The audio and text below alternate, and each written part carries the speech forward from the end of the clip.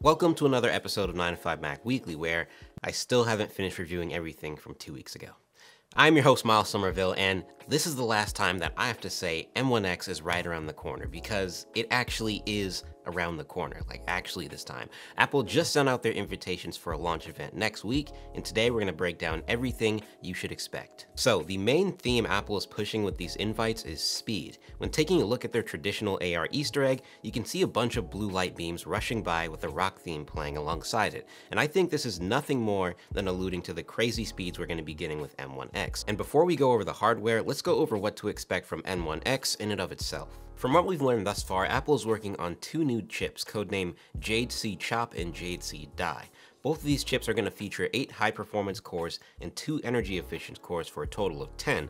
The difference between the two will be in GPU cores. One will be offered with 16, and the other should come with a 32-core GPU. There's also the discussion of RAM. We all know that M1 isn't the greatest with RAM management if you're trying to push the machine for really heavy-duty stuff, and due to the nature of Apple Silicon, you can only get up to 16 gigabytes of non-upgradable memory across the board right now. But we're expecting M1X to have 32 and 64 gigabyte memory options, which is going to give Pro apps a lot more room to breathe. So to sum M1X up, you're getting a 10-core processor with either 16 or 32-core graphics cards and up to 64 gigabytes of RAM. The Macs running this processor are going to be absolute monsters, and I can't wait to see what the whole performance story is next week. New 14 and 16-inch MacBook Pros are pretty much all but confirmed to be coming at this event. We've had a pretty rough timeline for these laptops all year, and at a point, we were almost 100% sure that these laptops would be coming at WWDC, but they never did. And if this were any other time of the year, there might be still some hesitation on expecting a new Mac, but the fall has historically been the time of the year for new Mac models to drop, and Apple said they will have completed their transition to Apple Silicon within 2 years, so it's definitely about that time for some more Apple Silicon hardware. So we've gone over the specs of M1X itself, but what else should we expect from these new MacBook Pros? Well, outside of the processor, the biggest new change to the MacBook Pros is going to be in the display. We're expecting these new MacBook Pros to come with mini LED displays, which means these MacBooks will have native support for HDR content. And according to a new rumor from Ross Young, an analyst for display supply chain consultants, apparently these displays are going to have 120 Hz refresh rate support.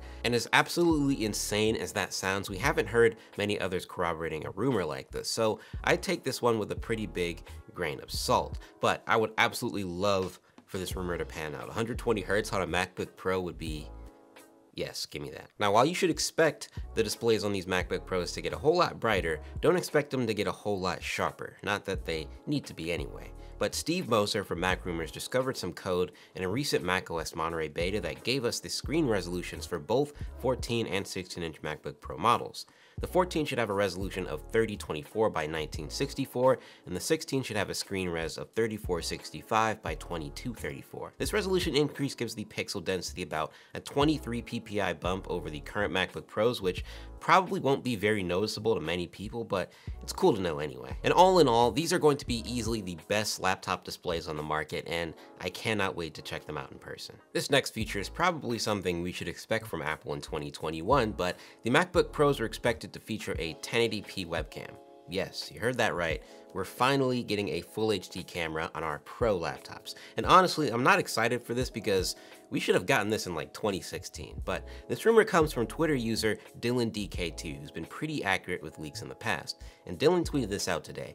According to him, we should also expect smaller bezels with no bottom logo, 16 gigs of RAM, 512 gigs of storage for the base configuration, and he also expects there to be a new charging brick. And of course, none of this has been confirmed thus far, but I will say that these rumors pretty much line up with everything we've heard, and it makes sense, especially that new charging brick. Something that Pro Mac users have been clamoring over for the past 5 years has been the return of legacy I/O, like the SD card slot and HDMI. And while USB-C has come a long way, there's definitely some gaps to be filled with things like the SD card slot. And according to many credible sources, the 14 and 16-inch MacBook Pros will feature the return of the SD card slot in UHS 2 form. We're also going to be getting HDMI and MagSafe. And MagSafe is probably what I personally miss the most, and I'm so glad it'll be making a comeback. We don't know a whole lot on what kind of HDMI port we'll have, although I'm praying for HDMI 2.0, but getting UHS 2 card slots and MagSafe is surely going to be appreciated by everyone. And I'm mostly curious to see how Apple's going to try to present these not really so new things that they decided to take away with the Thunderbolt 3 MacBooks. And the last thing we should expect from these new MacBook Pros is not a feature being added, but a feature being removed, and that's the touch bar. I think most people don't really care for or have a significant use for the touch bar, and given how little Apple innovated upon it, I don't think they had a real plan or use for the touch bar either. And if they did, well, I don't think it worked that well, and that's why the touch bar should be gone entirely with these new MacBook Pro models. We've been hearing that all year, and so I would expect the function keys to come back in full glory next week. And that's more or less it as far as what to expect from the MacBook Pros themselves. We obviously don't have any potential pricing info just yet, but I wouldn't expect these things to be too outrageously priced compared to the current Pro models. Outside of the new MacBooks, there's also been rumors of a new Pro Mac Mini running the M1X processor, and if that is indeed the case, I don't see what would prevent Apple from launching this next week alongside the new MacBook Pros, especially given how easy it likely is to produce this kind of machine.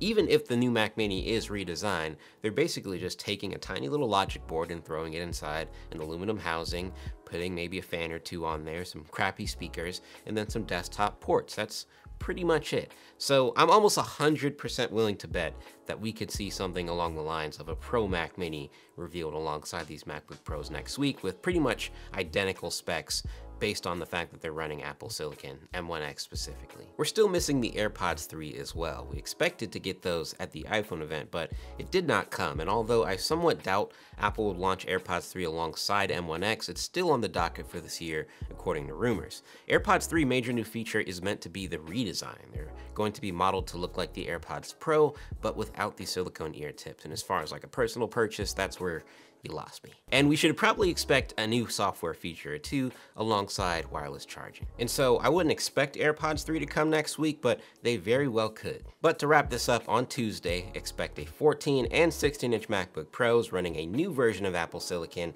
and possibly a Mac Mini, and just maybe AirPods 3. And that'll probably make this my favorite Apple event of the year by far. But what do you guys think though? Are you looking forward to buying one of these new products when they're announced? And if so, which one? The Mac Mini, MacBook Pro, 14-inch, 16-inch? Let us know in the comment section down below. Thank you all for watching, and we'll see you guys next week.